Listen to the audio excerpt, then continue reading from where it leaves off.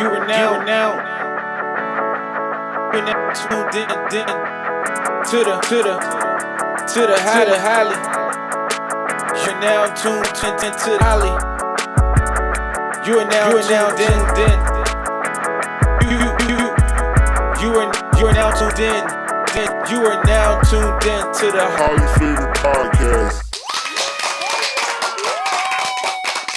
Alright guys, thank you for joining me. This is Holly Flavor Podcast. This right here is episode number 1. Episode number 1, guys. So everyone's tuning in. Thank you. Everyone who will continue to tune in the future. Thank you. So here is, I guess, topic number 1 on the list. Nothing too difficult. First off, matter of fact, let me do this. Shout out to Odell Beckham, man, getting his contract extension finally done. $95 million, $65 million guaranteed. That is great. Highest paid wide receiver in the league. Well deserved. So I just want to shout out for that, man. And congratulations on that. That is very it's very deserved. So give it up to Odell Beckham, man, for getting that money. I'm proud of him. Moving on. Let's talk about music for a second. Bounce around a couple of things here. So I just heard today that 6ix9ine is being added to the Made in America tour. The Made in America event here in Philadelphia. And already the security has been increased. Here's my thing. As an entertainer, I think 6ix9ine is a great entertainer. I think his charisma on stage is second to none at this point in his career and based on what's going on out there in the music world. But at the same time, is it worth, like, is he worth that much to risk, everything that's going on as far as extra security? Just did the video with 50 Cent. It was an alleged shooting that was involved. And I don't really, I don't really think that there was a shooting. I think that's just part of the marketing ploy to get people to tune in to the video after the fact. But at the same time, if it was, is that something you want to be involved in? Is that something that you really want to have surrounding your event? Or is this some sort of underlining power move by Jay-Z? I don't know. As far as I know, 6ix9ine has some sort of major deal backing. I don't know if it's a partnership or anything like that. But at the same time, like, is it worth it? Like, is he worth the risk?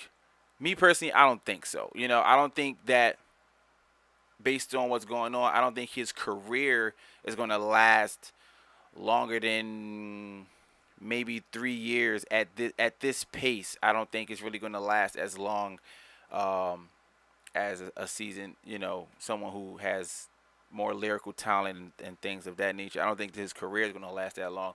But what about the other people that's going to be there? His crowd, the people that actually like his music, they tend to be a very rowdy crowd. They're a lot more aggressive and things like that. It's like a mosh pit. Everything that gets done is like a giant mosh pit. And again, his shows are great. The energy he brings is great, but is he worth that drama? I mean, like, what's his ceiling? What's his ceiling? I would love for someone to chime in on this if anybody wants to go live with me real fast, and I just want to ask. If not, I'll read it off the comments. But what's his ceiling? Like, how far do you think he'll go as an artist, as an entertainer? How far do you think he'll be able to take this? Because he's still trolling. Why is he still doing that? Especially with someone like XXXTentacion passing, who was semi-a-troll in the beginning of his career, and then things changed, and it's crazy. I don't know if 6ix9ine fits the crowd here in Philly. I don't even know if we really bang with him like that. I don't mean the kids, because the kids love him. I mean adults. Like, a lot of adults go to Made in America. The lineups are normally great. They are huge lineups with big artists. Of course, Jay-Z headlines. Beyonce's there. Meek Mill's going to be there. I believe maybe Nicki Minaj. I think. I don't remember the whole lineup. But, to add him to that lineup to bring that extra drama, I don't think it's necessary. But it's a good look for him. I applaud his team for getting it done, or if that was the case. But I don't think that it's worth it to me. It's crazy. I don't know. It boggles my mind. It boggles my mind that you know someone with so much negative energy surrounding their movement can continue to be put in good positions, and then I feel like he blows them after that. I feel like he doesn't capitalize on a lot of on a lot of the what's the word I'm looking for? I don't know, but he doesn't capitalize on things as I see it. He's not really marketable. His image, not even just his appearance, but just the way that he moves around.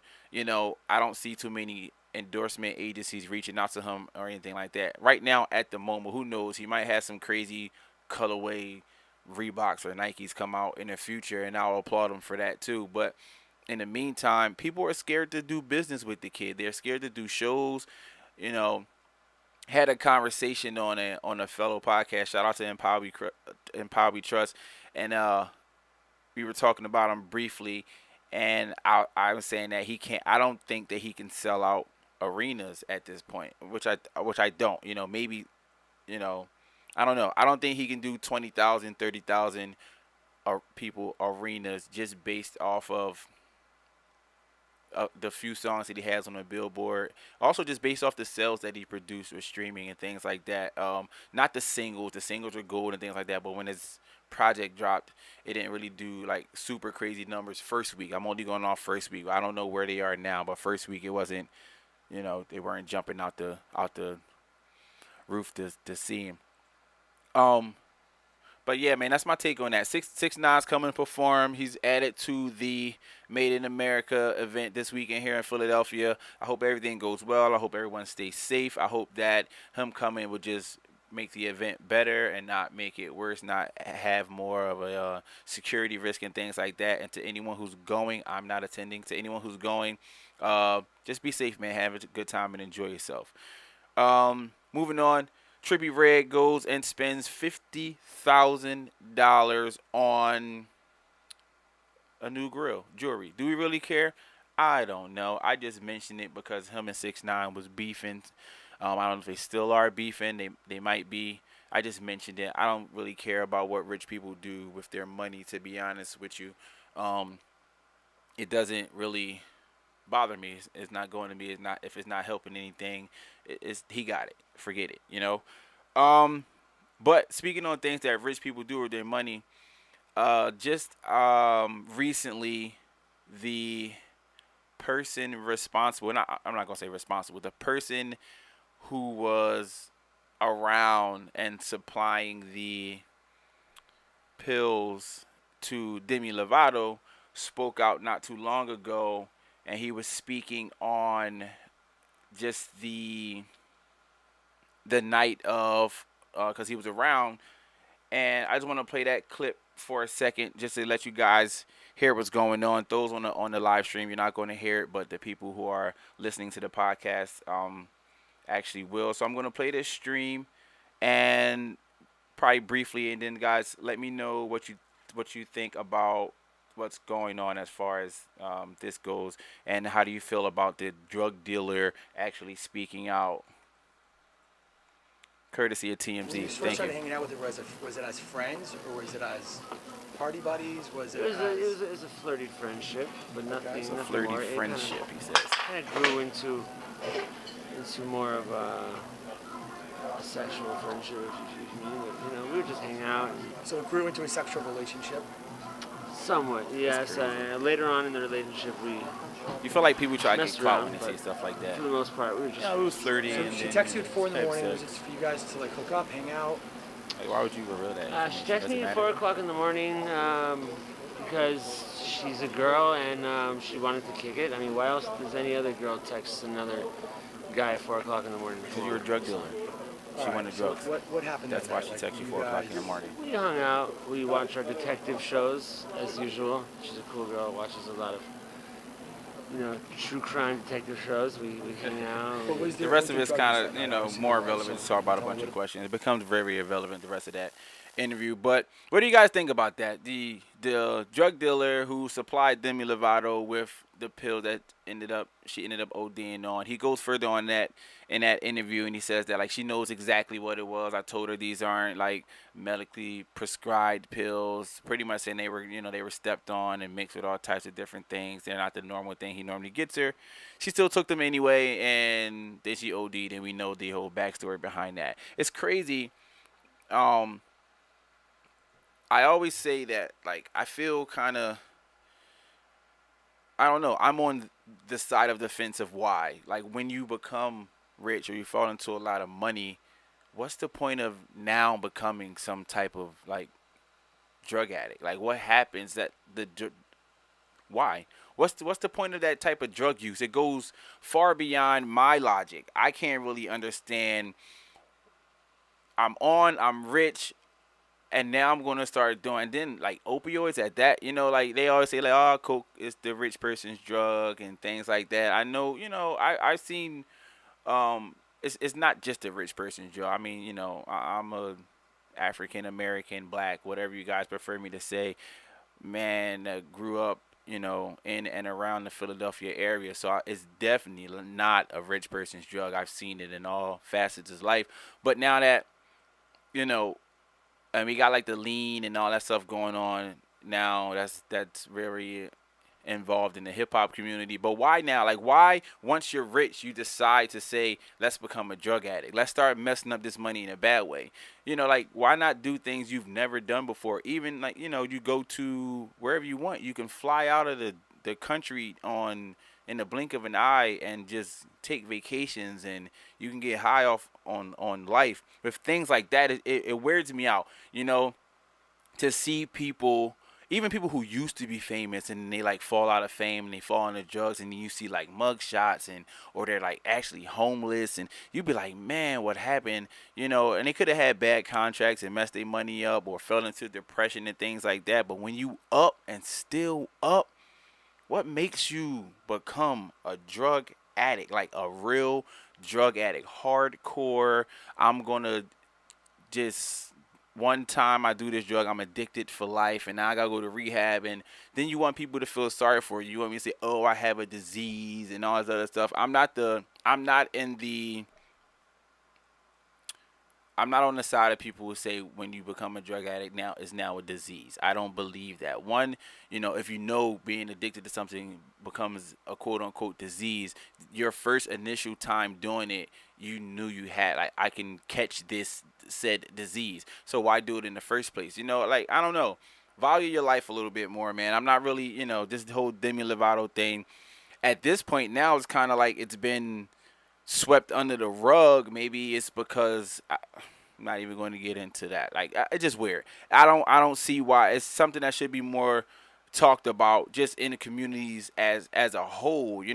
Like, you know, anytime a hip hop artist dies or ODs or goes to the hospital or get caught with some type of drug, it's like the biggest thing ever, and they're destroying the communities, and they're teaching our kids this. And I'm pretty sure Demi Lovato has more fans than what's the kid, Lil Peep. That's the one that passed away from an OD. If I'm wrong, please correct me. But I'm pretty sure that Demi Lovato has more fans than him, and they're like, oh, he's making sad music, and now the kids want to do this and that, and they OD'd on all this other stuff, and then you turn around and Demi Lovato's doing opioids, and she has a way larger fan base, and I didn't hear anything from people saying like this is what she's pushing in front of our kids. They think is okay and all this other stuff, and it boggles my mind. It weirds me out because I'm like, why not? Why not her? Why not pick on her the same way we pick on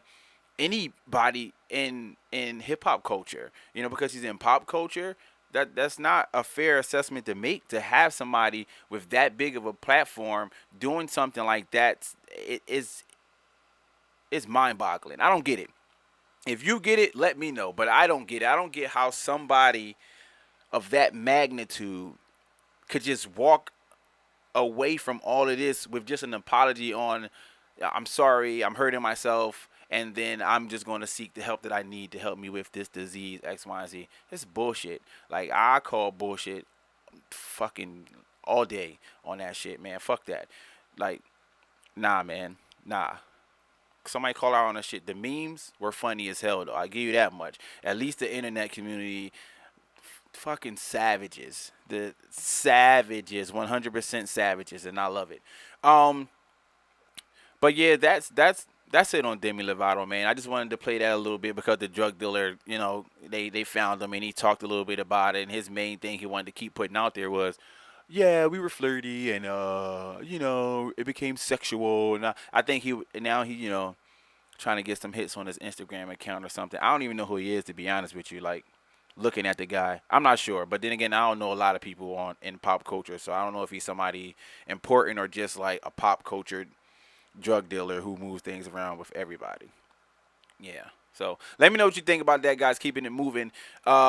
We've all been in tune slightly, if not fully immersed in this whole Azalea Banks thing. A month ago, she put out the statement because she filmed an episode of Wild 'N Out, and she didn't like the comment from DC Young Fly on one of their segments, and he said, Nick couldn't get Cardi B on, so they settled for Azalea Banks, and she ended up saying like that was a colorist joke, and we all like watching was like, what? So what's wrong with her, man? Like really, like on everything, what is really wrong with her? I need somebody to like point out the exact point in her mind, like what makes her think that what she does or what she says is okay. I understand trying to make a point sometimes. I understand trying to stand up for something or stand up for women, but then she does this whole throw somebody under the bus thing to try to lift myself up, and then but that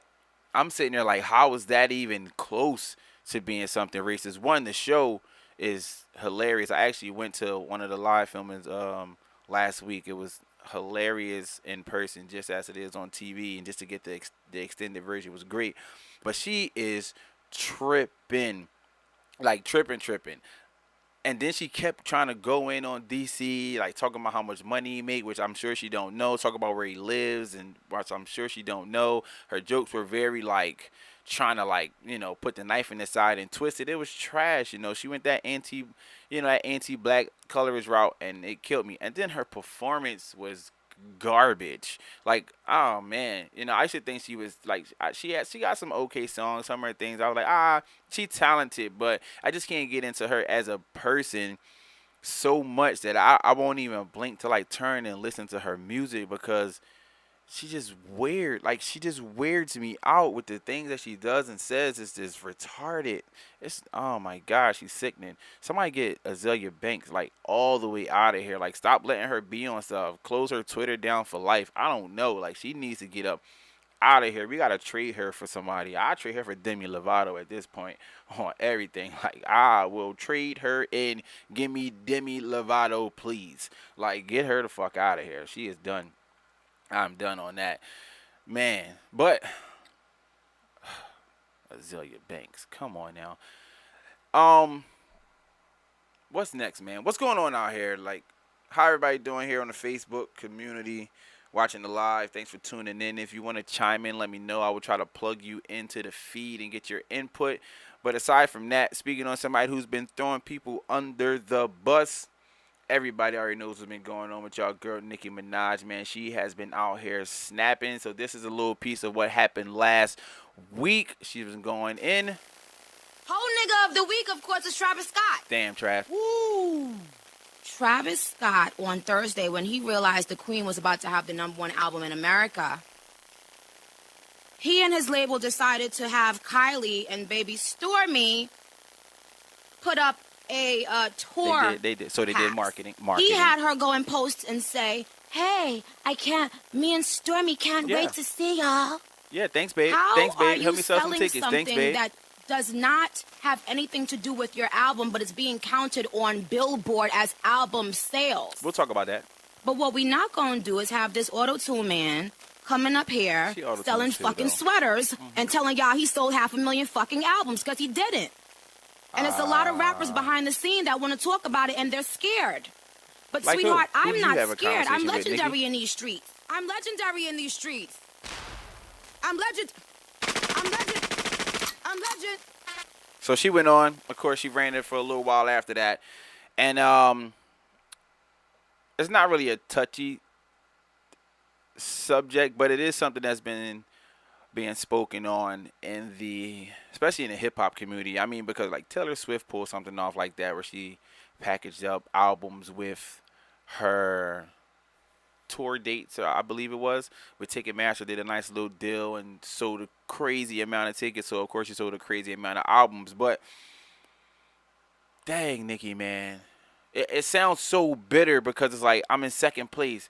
This is hip hop. One, it's like, you are who you are. You have your affiliations and things like that. Because if Drake and Lil Wayne and like if they would have all been tweeting out or putting on their Instagram things like that, your views probably would have went up too. But they're moving a little different. And they haven't really been pushing each other's music. Like I don't know what's going on with them as far as their relationships and things like that. But what's wrong with that? I didn't see anything wrong with Kylie putting on something for the father of her child, whom she's still in a relationship with. I didn't see anything wrong with that. If you saw something wrong with that, drop that in the comments. Let me know. If she's crazy, she's crazy. If she's not, let me know why not. Everybody's starting to allude to Nicki having a drug problem. I don't jump to that. Like, I don't just jump out and say, oh, I think she's on drugs. I don't know all of the telltale signs of, someone who's on perks or anything like that. I don't know. But all I do know is that was wild. Giving them the whole nigga of the day award, that was crazy. Just based on not being able to outsell him in that moment. I don't like that. I think that, speaking on what she's calling, like everyone's calling it cheating, so to speak, putting albums with merch and selling, and then and it's counting as an album sale. I do think that there needs to be some sort of plan or some sort of cap. The same way there's a cap with streaming, which I don't agree with. 1,500 streams of something equates to one full album sale and things like that.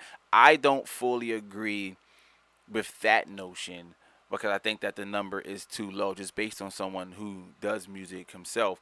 The payout is ridiculous. 1 million streams is $8,000, and you're looking at it like, I remember when 1 million sales used to be like a lot of money. Even back when it was like you only getting $2 off of your CDs, but it sold for 10. It sold for 10. I sold 1,000,000. So whatever you complained about, I just made 2 M's, and they were complaining about I wanted to make 5, or I want to make more, or we should sell it for 16 and I get $8. It was weird back then. Now with streaming, you're fighting over numbers because these numbers dictate your worth. It's almost like your form of advertising, like how many people are listening or viewing you, how many people are tuning into you, to your brand.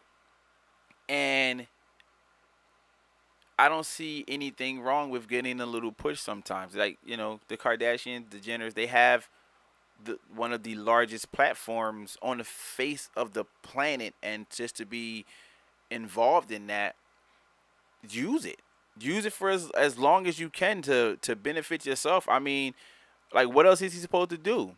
What else is she supposed to do? Like, we always go into these situations where even like in the hip hop community, we're looking at, there's a lot of rappers and singers or whatever that are looking for their spousal support, and they're like, yo, babe, can you like drop my link on your page to your followers, things like that. Like, and a lot of artists don't get that. So it's like, now we're mad because someone's supporting their spouse who does music. I mean, granted, he's Travis Scott and he's already huge, but smaller or underground artists complain when their normal spouse don't do it. But now we're trying to clown her in the aftermath. We can't do that. It is what it is. It's like, that's what's up. She looked out, even if she boosted his sales.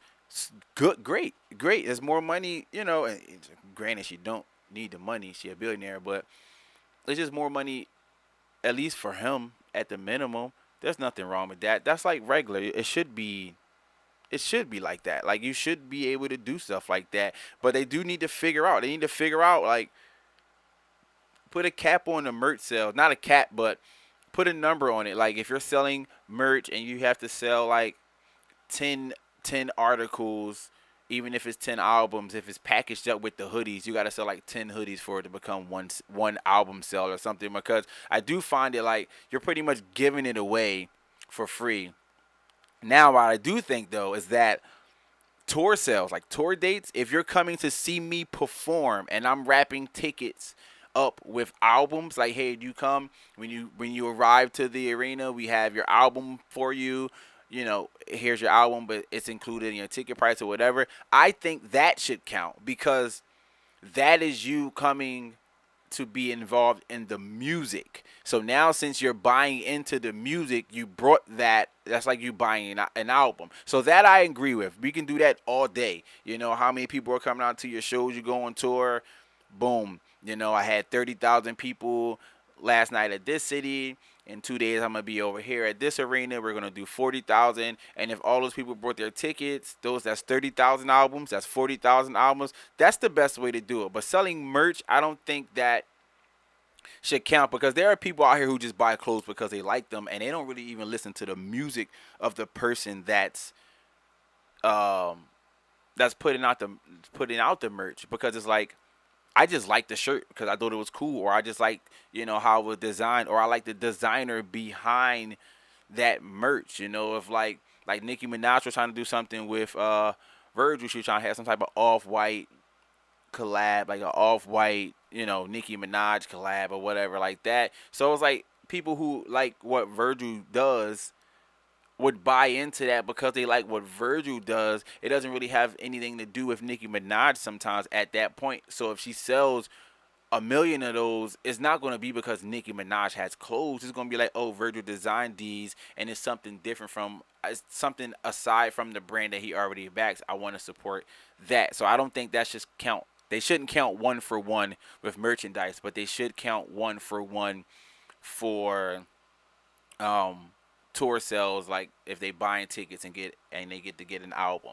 I'm cool with that. Even if they put like some type of metrics on that, as far as saying like, you know, every 25 tickets sold, if you're pushing out albums, is 1 album sell or something, and that's cool too. They can cap that. But what I'm saying, I think it should count more than, because more tickets are sold than merchandise brought. Period. So, you know, even if they cap that, that's cool. I don't think they should, just because I'm coming out to enjoy the music. And it's like, hey, music's here. I brought the album while I was going to go see this musical act, and it came with the ticket. So I own that. You know, I brought into that. I own it. That's cool. So, you know, that's all good. I mean, if you guys disagree with that, let me know. Anybody that's here watching the Facebook Live, if you have anything you want to talk about, even if you've been watching and you want to tune in, I want to try to throw a few people on the live. We can go back to another topic I talked about if you have a question or you had your own input. But in the meantime, we're just going to keep rolling. So, you know, let me know what you guys think about merchandise selling. Should it be considered cheating as far as album sales? Should Billboard count that? If not, let me know if you agree. Tell me why you agree. Unless it's the same thing that I just said, then it's kind of pointless. Moving on, while we're still in the YMCMB camp, so to speak, Birdman apologized to Lil Wayne. Allegedly, well, not even allegedly. Recently, they've settled out in court with the label and things like that, paying Lil Wayne a settlement based on the money he owed. It was said to be $50 million, around $50 million. So this was at the Louisiana Fest, and here's Birdman on stage apologizing in front of the fans.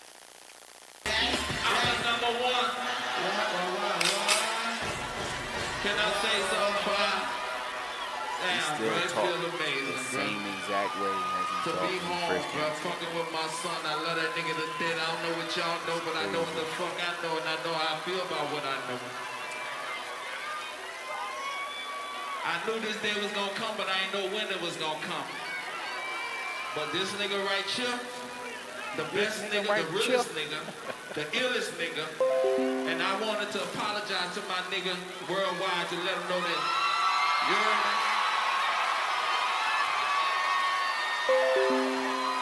that nigga put his life in my hands, and I'ma keep it real with that nigga. We gonna do this shit till the day we die. It's why I'm seeing beef for that, nigga. Fuck you. You heard me? What's up, fresh? So he apologized live on stage in front of all the fans. Says YMCMB to death. That's cool. I mean, I like that. I appreciate the fact that he came forward and actually spoke on, not really in detail, but just the fact that he actually spoke on that was a good move. Like I like that. I appreciate the fact they did that. Nicki Minaj also performed there that night. She did the Barbie Dreams track that everyone seems to love so much, but it's being ran into the ground. But Birdman apologizes. That's a great move. It looks good for PR. It looks good for business. I'm glad that their relationship is seemingly back on good terms. You can't really knock that, man. Business is business. You don't want to take away from any of that stuff. And just like 50 Cent was saying, everybody that was jumping in and saying things about Birdman and all this other stuff, they still ended up being, back where they are, the whole father-son atmosphere and all that stuff. So all the people jumping in, now they're on the outs, and Lil Wayne's going to go back to making music and doing what he always did. And hopefully he didn't lose any lose anything with the fans. So many new acts came out in this timeline of him being down, so to speak, just waiting to get his money and not wanting to put out more music because it was going to hold up even more money. So many acts then came out. Does he lose it now? Like, does he lose that traction that he had, at that point in time before all this started happening? It was him, Drake, and Nicki, and not too many people were outselling them at all. Like, not even close. They were sweeping the charts. They were pretty much like, that I don't know. That was like the best running back by committee I've ever seen, in a long time. In a long time, just based on sales, and especially coming into the streaming era, they were smashing everything down. They were definitely the top 3 rappers in the game. So hopefully they can get that back. Hopefully they can get that, top 3 back. And if Nicki stopped being crazy, Drake's always going to be up there. Now he didn't lose anything, and if Wayne can come back and still be on that mode that he was in before he left, I think everything will work out for him. I think it'll be good. I think it'll be great. Let me know what you guys think about that. Speaking on normal stuff, man, football season is almost here. I'm excited. I don't watch baseball. I don't watch baseball, so it's boring. So I can't do it. But I'm excited, man. All the new shows are coming back around, all of the fall premieres and things like that. So that's a plus. That's a plus. And I'm excited about that. Moving forward from just that, I don't know why I went off into that little quick rant. It just popped in my head. But everybody that watched Power, if you watch Power, we're all aware of the things that happened this Sunday. If not, spoiler alert, too bad. You are 2 days in now. It is Tuesday. Allegedly, 50 Cent's character Kanan died in a shootout with the police. Nice little setup by Tasha and Tariq. And I don't know, man. There are people complaining, first episodes in on this season, saying that the season was a little dry, the writing was bland and things like that. A lot of complaints. They didn't really like the whole Ghost and his alcoholic ways and his little addiction. And I don't know. The storyline seemed to play out a little slower. There's a lot of things going on that you feel like people should have been like aware of as far as the characters. They should have been aware of things that were going on like in plain sight, but then it was like, nah, they're not really aware of it based on the writing, but they should have been. And it kind of weirded me out. And the main thing we're all waiting for now is to see what the relationship between Tommy and his dad is going to end up being, because we really don't know now at this point. So, what do you guys think about that? If you watch Power, let me know. We can have a conversation about it maybe next week after the next episode. I don't know if that was the season finale or not. I'm not sure, but we could talk about it. Let me know. Power is almost over. 50 Cent said that the show will still go on. And at the end, he was talking. He was talking to somebody from TMZ or something. And he said, "Get the strap," and that's a great segue into the song that he did. It was 50, Uncle Murder, Cass, and 6ix9ine. And man, this song had so much potential as far as being like a good segue or a good promotional piece for the show. Honestly, in my opinion, until you get to 6ix9ine's 4 to 6 bar verse, and this is the problem that I have with 6ix9ine.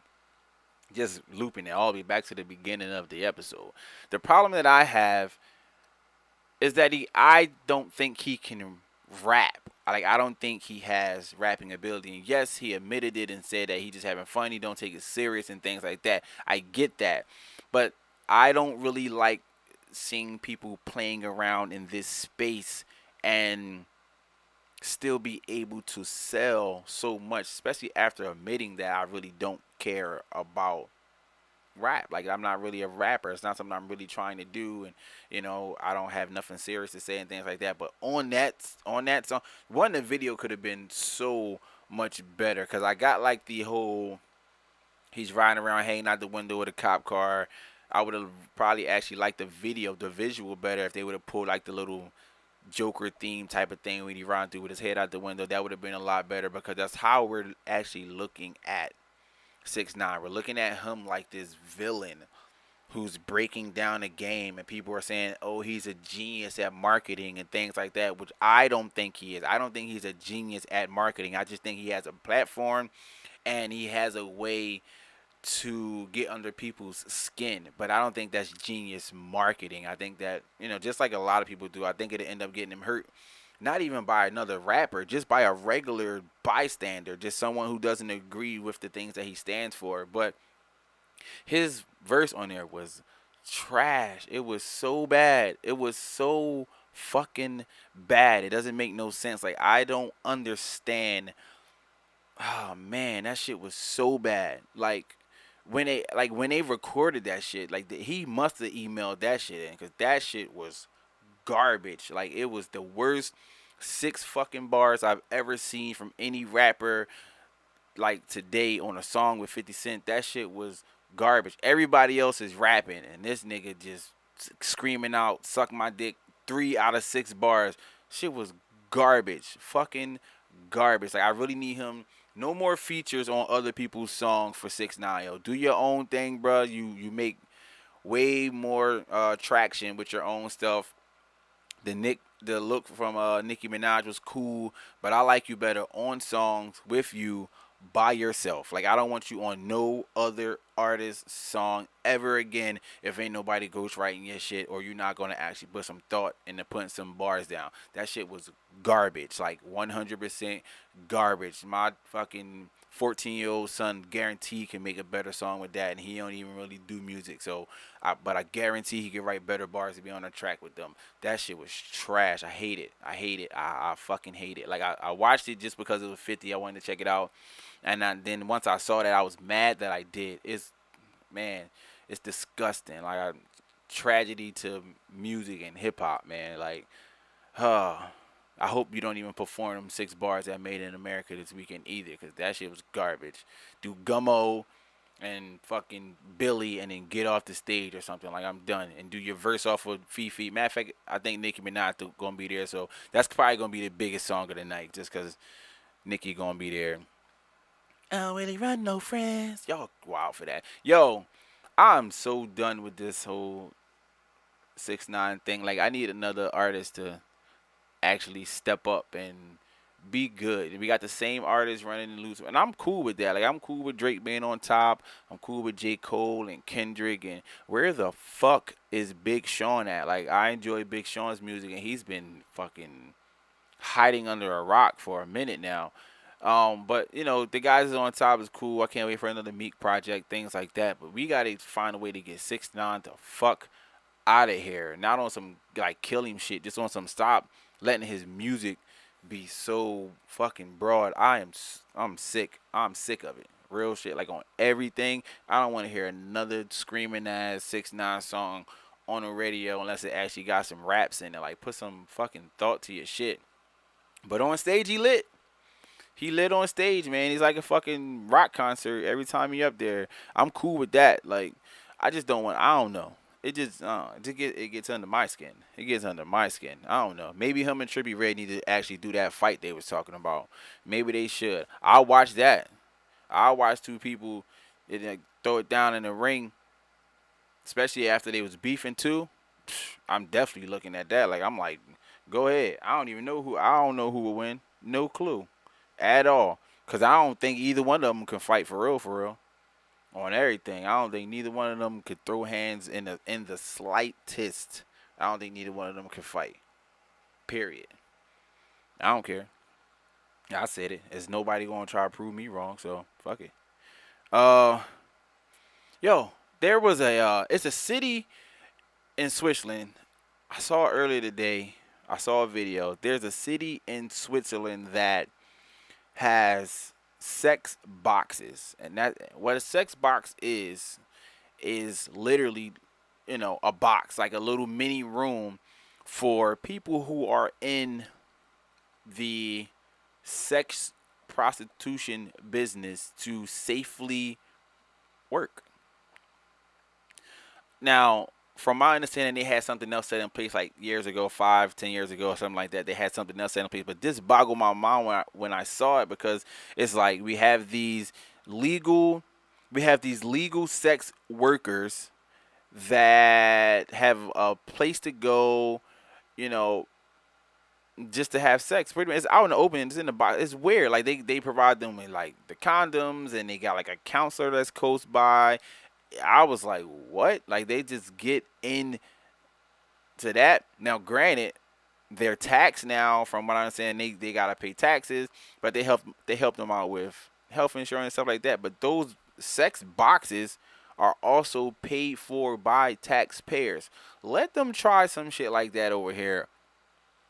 There, man, we complain about extra taxes for kids to go to school. I'm definitely not putting up no bread so people will get some hoe money. Like this is crazy. I'm not with that. For them, they say them it help decrease like a lot of sex crimes, like human trafficking and things like that. It has went down a lot underage, especially underage human trafficking. So I commend them for that. But geez, Louise, let them try that over. I mean, they got like the little brothels and things like out here in certain parts of the United States where it's like legal and things like that. But a sex box, like, could you imagine sex boxes up and down Kensington? Like sex boxes just up and down Kensington, so the prostitutes could just do their thing safely and legally while they're getting taxed in one of the worst parts of the city. Like, could you imagine that? That's disgusting. That is nasty. Like, that is wild.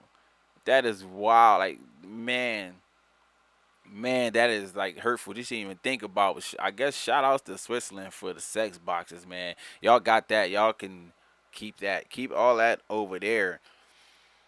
Weird, man. Weird. All right, man. But I'm going to wrap this up. This is episode 1, short and brief. I just want to make sure I got something out today. This is the Highly Favorite Podcast. Last week was the same with Nicki snapping and things like that. So, I didn't want to really go too deep into that again. Next week will be a new week. Everything that goes on between now and next Tuesday, we're going to throw it all out there. try to get more integrated with the people on the Facebook Live. If people want to tune in, especially next week, we're gonna chime in. I'm gonna pull you up on the live. We're gonna talk about it. I'll make sure I catch all that, and then I will put it out on the live episode for all the YouTube viewers as well. So, guys, I'm gonna wrap this up. This is Highly Flavored. I'm your boy Eddie Royal, and we are gonna get out of here, guys. Enjoy the rest of your day.